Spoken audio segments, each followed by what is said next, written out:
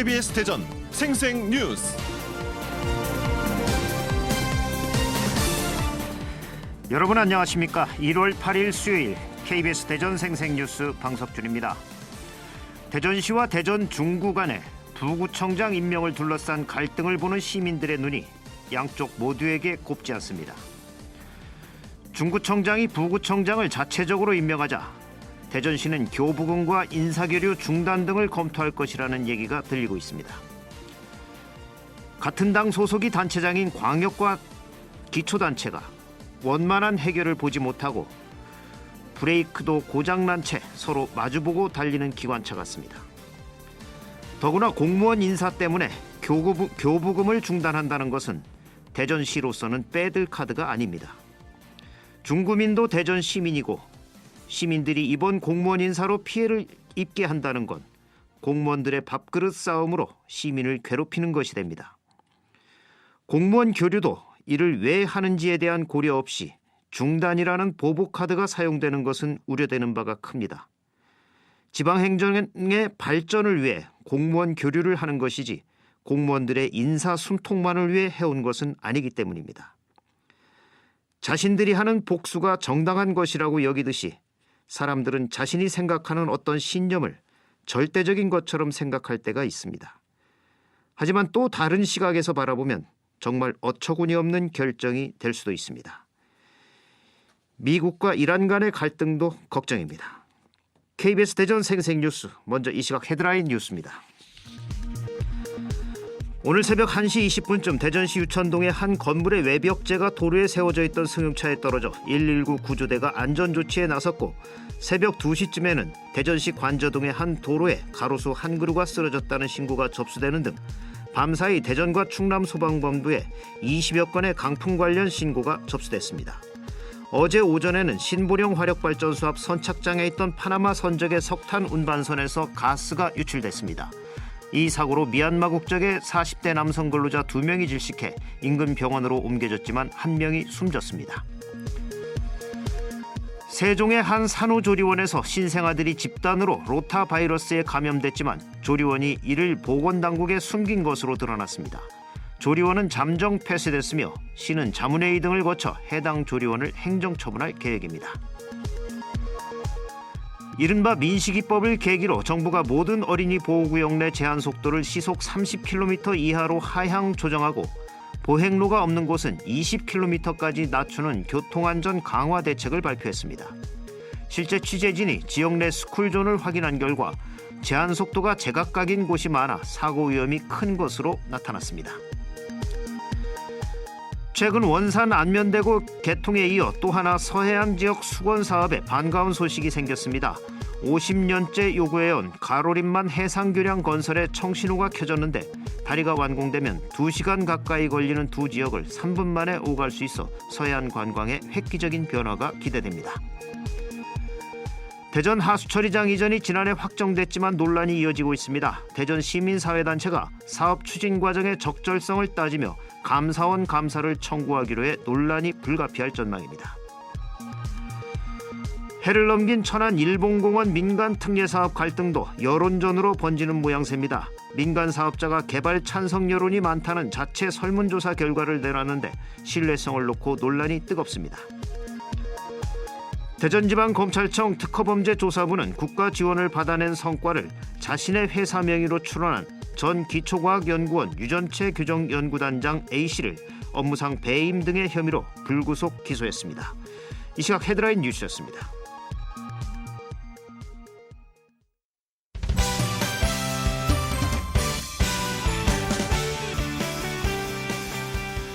뉴스브리핑 순서입니다. KBS 대전 보도국의 조정아 기자 나와 있습니다. 조 기자 안녕하세요. 네, 안녕하세요. 이른바 이 민식이법을 계기로 정부가 어제 모든 어린이 보호구역 내 제한속도 시속 하향 조정 등 그 교통안전 강화 대책을 발표를 했죠. 네. 그런데 우리 지역 스쿨존만 해도 이 제한속도가 제각각인 곳이 많다고요. 이게 어떻게 된 얘기죠? 네, 일단 어제 정부가 발표한 교통안전 강화 대책을 살펴보면요. 모든 어린이 보호구역 내 제한 속도가 시속 30km로 하향 조정되고 보행로가 없는 곳은 20km까지 낮추게 됩니다. 어린이 보호구역은 원래 무조건 30km 이하라고 아시는 분들 많으실 텐데요. 실제로 저희 취재진이 대전과 세종, 충남 지역의 스쿨존을 취재한 결과 제한 속도가 30km를 초과하는 곳이 모두 33곳이나 됐습니다. 네. 스쿨존인데도 보통 50에서 60km였고 일반 도로의 속도와 다를 게 없었는데요. 도로교통법상 어린이 보호구역의 통행 속도는 시속 30km 이내로 제한할 수 있지만 도로 규모를 고려해서 예외를 두고 있기 때문입니다. 보통 주요 간선도로의 경우 스쿨존이라고 해도 급격히 속도를 낮추면 교통사고 위험이 한층 더 증가할 수 있기 때문이라지만 전문가들은 사고가 났을 때 인명피해를 줄이기 위해서는 반드시 시속 30km 이하로 제한하는 게 꼭 필요하다는 지적을 하고 있습니다. 예, 스쿨존 앞에서의 급격한 감속으로 인한 사고 대책도 함께 필요해 보이는군요. 그 대전 하수 처리장 이전이 지난해 확정이 됐는데 잡음이 계속되고 있죠. 그 시민사회단체가 감사원 감사를 청구한다고요. 네, 대전 시민사회단체 연대회의가 하수처리장 이전 사업을 문제 삼는 건 혈세 낭비와 밀실 행정입니다. 기존의 하수처리장이 지난 2016년 정밀 안전진단 용역 결과 내구성에서 양호 등급을 받은 데다가 130억 원 정도면 밀폐시설과 악취 포집 설비를 개선해서 시설 유지가 가능하다는 연구 용역이 있는데도 7천억 원 넘는 이전 사업을 하는 건 하수처리장 민영화의 다름 아니라는 주장입니다. 네.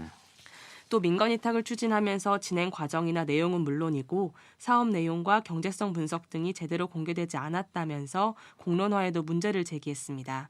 이에 따라 앞으로 2주 동안 청구인 300명을 모집한 뒤 이달 안에 감사원 감사를 청구할 예정입니다. 그렇다면 이 대전시는 어떤 입장인가요? 네, 일단 대전시는 정상 추진 의지를 밝혔고요. 한국개발연구원이 진행한 민간투자 적격성 조사에서 민간투자 사업이 더 경제적이라는 확인도 받았다고 합니다.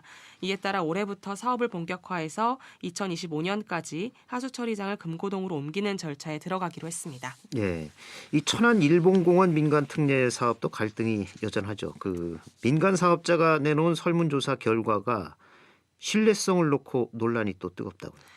네, 그렇습니다. 당장 올해 7월이면 천안 일본공원이 도시공원 해체를 앞두고 있는데요. 최근 개발 사업자로 지정된 업체가 자체 실시한 설문조사를 결과를 내놨는데 인근 주민 7,300여 명 가운데 3분의 2 이상인 74%가 공원 지정 해제 뒤 난개발을 우려해 특례 사업을 찬성했다는 겁니다. 업체 측은 과학적 여론조사는 아니었다지만 일단 유의미한 것이라며 강조를 해가고 있습니다. 네. 주민 대책위 또 시민단체는 이 설문 자체를 신뢰할 수 없다는 거죠. 네, 그렇습니다. 개발업체가 분양 광고회사에 맡겨서 단 보름 동안 실시한 방문조사인데다가 응답자의 30%는 무기명으로 참여했기 때문인데요. 완벽한 여론 왜곡이라고 반발하고 있는 상황입니다. 한편 천안시는 이번 조사에 공동사업 시행자로서 이름을 올렸을 뿐 설문 과정에는 참여하지 않았다고 밝혀서 책임 회피식 소극적 행정이라는 지적도 나오고 있습니다. 예. 객관적인 조사 주체가 여론조사를 해야죠. 이 밖에 사건 사고 있었나요? 네, 앞서 전해드렸던 그 21건의 강풍 피해 접수 말고는 조용했습니다. 네, 뉴스브리핑 조정아 기자였습니다. 수고하셨습니다. 감사합니다. 오늘의 생생정보입니다. 대전시가 평소 시민을 상대로 영업을 하다 지원센터에 등록된 교통약자가 부르면 교통 서비스를 우선 제공하는 바우처 택시 60대의 운영을 시작했습니다. 대전 시내와 공주, 논산, 계룡, 금산, 세종시와 충북, 청주, 옥천까지 운행하며 요금은 3km당 1,000원이고 440m가 추가될 때마다 100원이 추가됩니다. 충남도 교육청이 3월부터 기초수급자 자녀 가운데 기숙사 생활을 하는 고등학생에게 아침 식사비를 지원합니다. 그동안에는 자율학습과 방과 후 수업에 참여하는 기초수급자 자녀인 고등학생을 대상으로만 저녁 식사비만 지원해왔습니다. 홍성군이 올해 풍수의 보험 가입을 적극 독려하고 있습니다. 보험금 일부를 국가와 지자체에서 부담해 비교적 저렴한 비용으로 자연재해로부터 소중한 재산을 보호할 수 있습니다. 올해는 지방비를 추가 지원해 기존 주택 온실의 자부담률은 47.5%에서 약 20%로 소상공인 상가 공장 자부담률은 41%에서 약 30%로 낮췄습니다. 가입 대상은 주택, 온실, 상가, 주택이며 자연재해 대상은 태풍, 홍수, 호우, 강풍, 풍랑, 해일, 대설, 지진 등입니다. 날씨입니다. 오늘 대전과 세종, 충남 지역은 대체로 흐린 가운데 대부분 지역에 비가 내리고 있습니다. 어제부터 내린 비의 양은 계룡 33mm, 논산 22, 대전 24.5mm 등입니다. 이번 비는 오전까지 5mm가량 더 내린 뒤 대부분 그칠 것으로 보입니다. 오늘 낮 최고 기온은 대전과 서천 6도, 아산과 홍성 4도 등 어제보다 기온이 크게 떨어져 쌀쌀하겠습니다. 내일은 대체로 맑은 가운데 아침 최저 기온은 영하 6도에서 영하 1도, 낮 최고 기온은 영상 3도에서 6도가 예상됩니다. 지금까지 생생정보였습니다.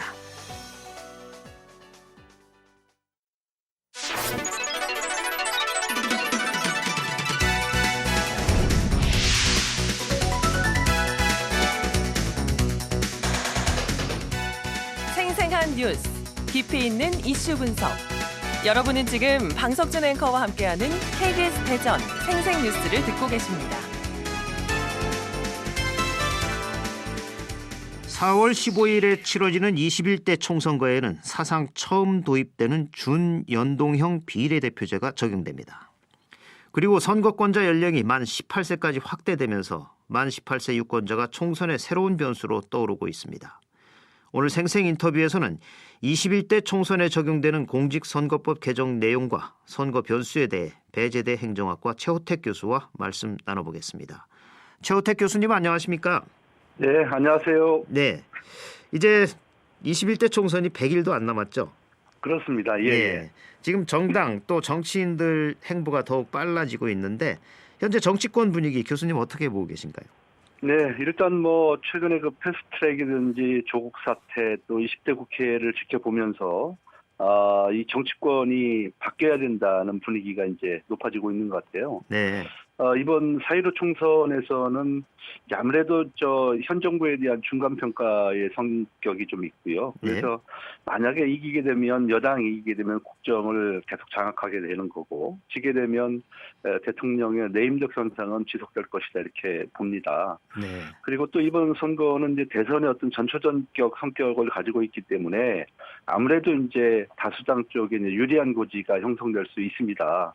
네. 그래서 이번 선거가 이제 상당히 중요하다는 것을 말씀 좀 드리겠고, 근데 참 재밌는 것은 이번 4.15 총선이 20대 총선과 분위기가 좀 비슷한 것 같아요. 네. 그때 이제 박근혜 정부 시절에 집권 4년 차에 선거가 치러졌고요. 네. 지금도 마찬가지입니다. 그리고 새누리당의 지지율이 높았었고, 그때 당시에는 이제 최고 180석까지 목표를 했었거든요. 네. 근데 이제 공천 파동이 나면서 122석을 확보해서 123석을 확보한 민주당에게 제1당을 넘겨주게 된 이제 그런 결과를 가져왔고, 네. 그 결과가 결국 이제 박근혜 대통령이 탄핵까지도 가능한 이제 그런 양상을 가져왔습니다. 그래서 이번 아마 총선에서는 각 정당에서 정말 중요성을 인지하고 아마 최선을 다할 것이다 이렇게 보고 있습니다.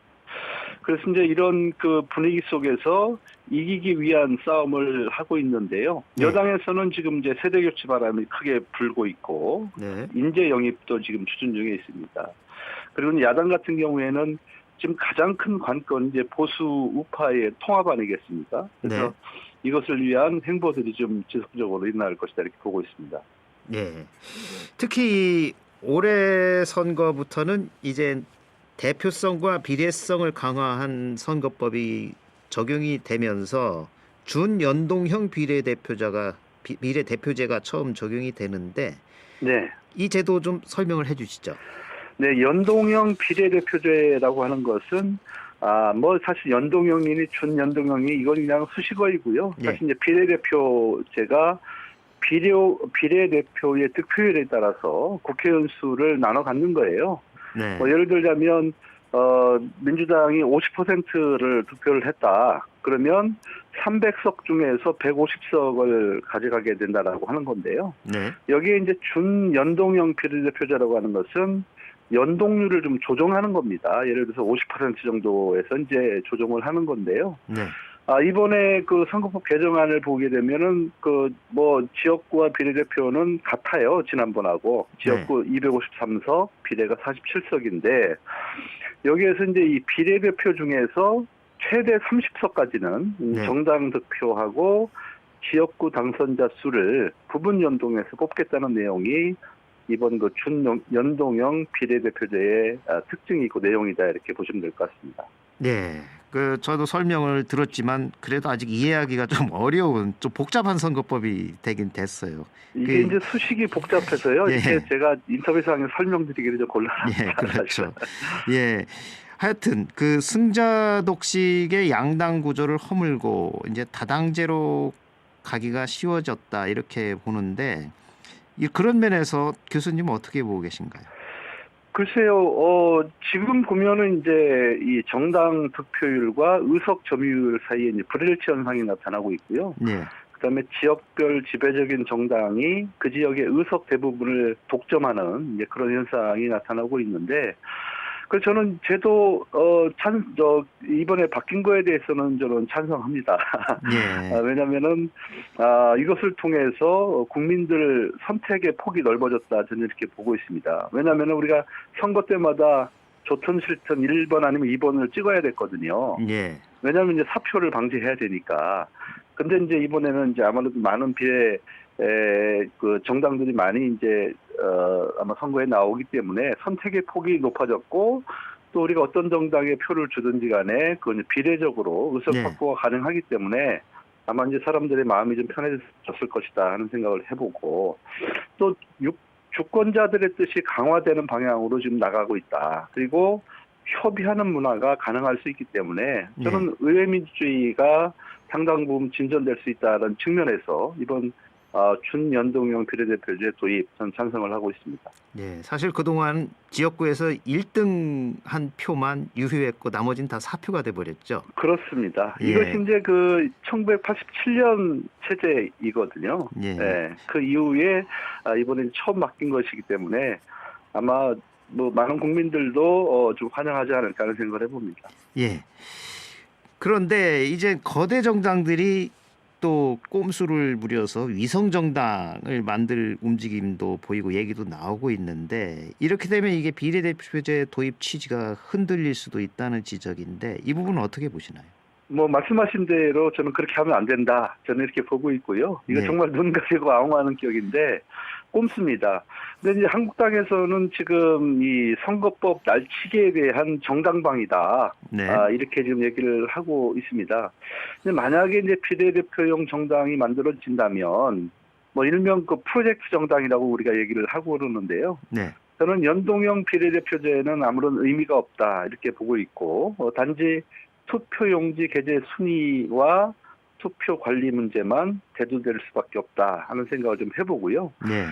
실제 한국당에서는 지역구에만 이번에 이제 아마 그 후보를 내게 되고, 비례 자유한국당은 비례대표만 후보를 낼 가능성이 상당히 높습니다. 네. 만약 이렇게 되면은 비례 자유한국당이 비례대표 투표용지에서 두 번째 칸을 차지할 것으로 보이는데, 네. 이것은 이제 정당 득표에 따라서 배분한 의석수보다 지역구 당선자가 적어야지만이 비례대표 의석을 가져가게 한 이번 연동형 비례대표제 하에서 의석수를 극대화하기 위한 그런 저는 꼼수다 이렇게 좀 보고 있는 겁니다.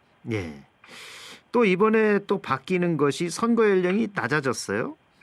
그렇습니다. 18세로 이제 낮아지게 되는 거죠. 예. 뭐 이것 또한 이제 1997년도에 김대중 전 대통령께서 대선 후보 시절에 처음으로 이제 공약을 한 건데요. 네. 23년 만에 성사가 된 겁니다.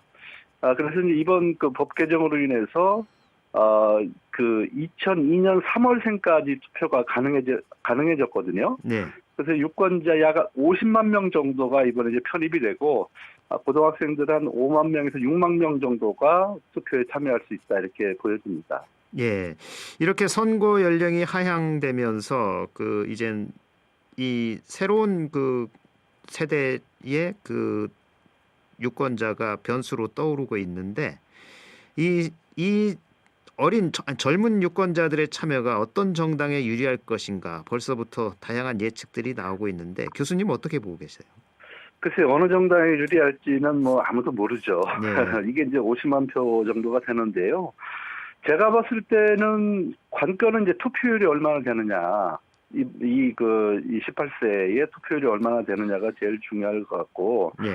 또 이게 50만 표가 전국적으로 보면 그냥 한번 우리 50만 표 하면 엄청나게 커 보이지만, 사실 이제 우리가 그 253개 지역구로 나누게 되는 거잖아요. 그렇게 네. 되면 이제 투표율이 낮아지면 아마 영향은 미미할 것으로 좀 보고 있는데, 만약에 이제 이것이 영향을 주기 위해서는 이들 모두가 특정한 정치 성향을 가지고 있어야 되고, 네. 또 매우 적극적으로 투표를 해야지만이 영향을 줄 수 있는데, 뭐 그렇다고 보면은 또 이분 또 18세 연령을 가진 분들도 성향이 다 다르거든요. 그리고 이제 지난번 20대 투표를 보니까 19세가 50% 정도밖에 투표를 안 했거든요. 네. 그걸 적용해 보면 제가 볼 때는 뭐 큰 영향은 없을 것 같다는 생각이 들고, 네. 다만 이제 우리가 그냥 일반적으로 했을 때 젊은 층은 보수보다는 네. 진보 쪽에 좀 유리할 것이다라고 하는 그런 뭐 분석은 좀 있습니다. 네. 사실 그동안 선거 연령 하향 문제를 놓고 보수 쪽은 반대, 진보 쪽은 찬성 쪽으로 계속 이게 서로 갈등을 빚어왔던 문제죠. 네네, 그렇습니다. 예. 네. 또 이젠 선거법이 개정이 되고 난 뒤에도 민주 시민을 위한 교육 강화라는 측면에서 환영한다, 이런 입장도 있고, 입시를 앞둔 고등학생들의 학습권이 침해될 것이라는 우려, 뭐 이런 우려들도 있는데 전체적으로 어떻게 봐야 할까요? 그렇습니다. 이제 아무래도 이제 이 찬성 측하고 이제 반대 측이 많았었는데요. 네. 일단은 이제 찬성 측 같은 경우에는 이제 외국의 사례를 들어서 이제 찬성을 좀 하는 것 같아요. 지금 OECD, 우리가 경제협력개발기구가 36개국이 있는데, 네. 이 중에서 33개국이 선거 연령 기준이 만 18세 이상입니다. 네. 그리고 이제 나머지 세 곳은 오스트리아가 만 16세 이상, 그리고 그리스가 만 17세 이상, 한국만이 유독 만 19세 이상 이렇게 되어 있거든요. 네. 그래서 이제 뭐 찬성을 하는 것 같고, 만약에 반대측 같은 경우에는 이 그 36개국 회원국 강에서 총 15개 나라가 고교 졸업 연령이 한국보다 빠르게 지금 나타나고 있거든요. 네. 영국 같은 경우에는 만 15세, 그리고 미국, 일본, 스페인, 이스라엘 같은 경우에는 만 17세, 뭐 호주, 오스트리아 뭐 등등 이런 나라는 만 18세에 고등학교를 이미 졸업을 하게 되거든요. 그래서 네. 사실 이제 이것이 학제 조정이 먼저 좀 이루어지고 이런 선거 연령이 좀 조정이 됐으면 아주 뭐 그런 찬반 논란이 없을 텐데, 어쨌든간에 이제 교복을 입고 투표장에 나가는 5만 명 정도의 학생이 있을 수 있고요. 네. 근데 문제는 이제 만약에 이 학생들이 선거법을 어기게 되면 교복 입고 또 책임지러도 경찰서도 가야 되고 또 이렇게 검찰 앞에 또 서야 되게 되는 네. 이제 그런 문제들이 발생할 수 있기 때문에 사전에 좀 탄탄한 준비가 필요하다 하는 생각을 좀 해봅니다. 예. 그래서 이젠 또 이 선거 연령 하향 조정에 대한 우려도 있는 만큼 학생과 교사들에 대한 교육 등 다양한 대책도 필요한데 어떤 방안들이 필요하다고 보십니까? 글쎄요, 지금 아직 그 선거교육 매뉴얼도 좀 준비가 안 돼 있는 것 같아요. 네. 그래서 지금 이제 제일 중요한 것은 어떤 문제가 발생할 수 있을 것인가에 대한 예측. 네. 그래서 여기에 맞는 교육을 어떻게 해야 될 것이냐. 또 이들에게 어떤 권한을 줘야 될 것이냐. 뭐 교복 입고 학교 안 가고 선거운동하게 할 수는 없는 거잖아요. 그래서 네. 이런 것들을 좀 종합적으로 빠른 시일내에 검토를 해서 선관위하고 교육당국이 좀 그 대책을 좀 내놓는 것이 좀 필요하겠고요. 지금 시간이 좀 있나요? 시간이 있으면 제가 좀 독일 사례를 좀 설명을 하고 싶은데요. 예, 간단하게 말씀해 주시죠. 네, 기본적으로 독일의 그 보이텔스바흐 합의가 있는데요. 예. 이건 이제 1976년 독일의 모든 정파와 정치인들 그리고 교육자들이 이 보이텔스바흐라는 도시에 모여서 이제 정치교육 기본 원칙 3원칙을 합의를 했는데, 네. 첫 번째 강제성 금지 원칙이에요. 그러니까 강압적인 교화나 주입식 정치교육 안 된다. 네. 그리고 논쟁성 유지인데, 현재 사회에서 논쟁 중인 그 사안이라면 수업에서도 논쟁 상황과 각 입장이 그대로 드러나게 해야 된다는 것. 네. 그리고 마지막으로는 학생들의 상황과 이해관계를 고려해서 스스로 시민적 역량을 키울 수 있도록 한다는 원칙. 이 세 가지를 지난 40년 동안 계속 지켜오고 있거든요. 그래서 이런 여러 가지 선진 사례를 중심으로 해서 우리도 교육과 어떤 학생들을 지도하는 그런 합의가 좀 이루어져야 된다는 생각을 좀 해봅니다. 예, 많은 준비가 필요하겠군요. 그렇습니다. 예, 마지막으로 이번에 준연동형 비례대표제 또 18세로 선거 연령 하향, 이게 우리 지역 정치권에 어떤 영향을 미칠지 교수님 어떻게 전망하시나요? 그래서 아까 제가 말씀드린 대로 이제 이게 지역구에는 아마 각 지역구별로는 만 18세가 그 뭐 숫자가 적기 때문에 네. 뭐 크게 영향은 미치지 않을 것이다. 저는 이렇게 보고 있고요.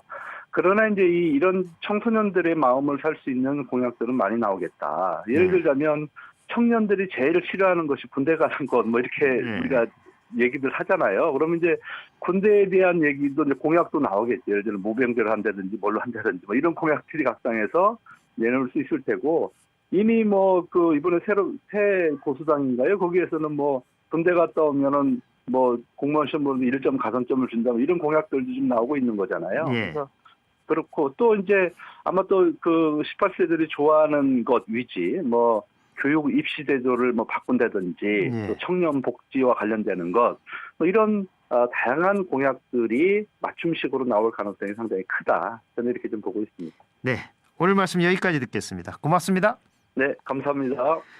지금까지 21대 총선에 적용되는 공직선거법 개정 내용과 선거 변수에 대해서 배재대 행정학과 최호택 교수와 말씀 나눴습니다. 주간 브리핑입니다. 충청투데이는 자고 나면 또 신당, 꼬이는 총선 셈법이란 타이틀로 향후 전국 주도권의 향방을 가를 21대 총선을 앞두고 야권 분열과 준연동제 도입으로 정당이 우후죽순 늘어나면서 지역 정가의 셈법이 갈수록 복잡해지고 있다고 보도했습니다. KBS 대전 생생뉴스 기술의 송한, 구성 조미연, 제작과 진행의 방석준이었습니다. 1월 8일 수요일 방송 여기서 마칩니다. 행복하고 평화로운 하루 보내시기 바랍니다. 내일 다시 뵙겠습니다.